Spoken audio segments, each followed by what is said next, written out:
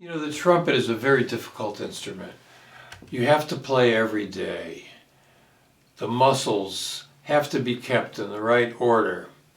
It's a very challenging thing to do. A very strong discipline associated with playing the trumpet. Now, when I was in 4th grade, 5th grade, 6th grade, I really didn't have tremendous discipline. What I had was a lot of enthusiasm, and it was also fun to play in the band and have friends. And also around that time, discovering music, getting more into different recordings. Now, as a trumpet player, when I started to take private lessons and went downtown Hartford to the Parisi Music Store, there were some books there for trumpet players. One was a book of Chet Baker solos. I checked out Chet Baker.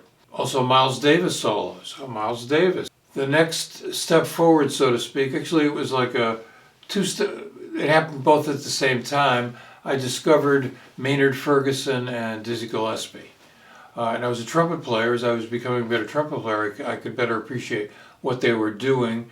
And as my jazz knowledge and interest in music was expanding, I could appreciate their music as well. Very different personalities, very different music, both great trumpet players. Certainly they became people that I wanted to emulate.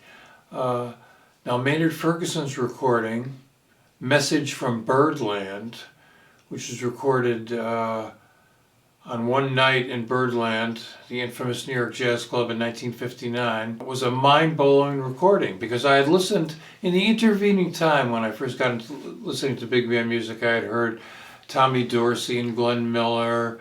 Certainly my interest in Glenn Miller was the catalyst for that was the Glenn Miller story, the movie with Jimmy Stewart, who found the magic sound.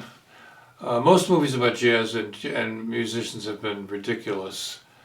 But as a kid, the Glenn Miller story moved me. So Artie Shaw, I had a big interest in big band music, but Maynard's big band had tremendous excitement with the charts, the music Maynard was playing, his trumpet playing, his personality. It was very exciting. And I jumped on that immediately. On the other side of the coin, Dizzy Gillespie Big Band live at Newport, 1957, where the trumpet section included Lee Morgan. I did not know that name. I knew from the liner notes he was 19 years old, only 6 or 7 years older than me. That was interesting. But Dizzy Gillespie, entirely different personality. I mean, and different type of trumpet playing than Maynard. And that began my interest in bebop.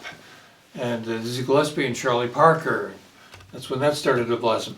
But those two recordings, Maynard Ferguson, Message from Birdland, and Dizzy Gillespie live at Newport 1957, are staples of mine on my 10 best list. As fate would have it, my life went in the direction of doing some writing, and I wrote the booklet for the Mosaic Records release of Maynard Ferguson, the Roulette recordings. My favorite recordings when I was 13 years old, 14 years old, and still one of my favorite recordings today. And thanks to my friend Bob Belden and Michael Cascuna, I was able to write those liner notes. So who could have possibly guessed when I was 13 years old and listening to that music that some 20 years later I would be writing about jazz musicians and writing about that specific recording. As for Dizzy, I first met Dizzy when he came to Hartford in 1964. My trumpet teacher, Joseph Talone, a wonderful man who played with the Hartford Symphony, brought me to see Dizzy and introduced me to Dizzy. We didn't really speak much, but certainly the music was great that night. We had Kenny Barron and James Moody, Chris White, and Rudy Collins. They sounded great.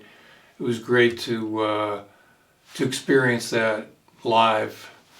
That was important for me. I also saw Maynard live around the same time. I was very lucky around that time when I was 14, 15, 16 to see really a lot of exciting live music.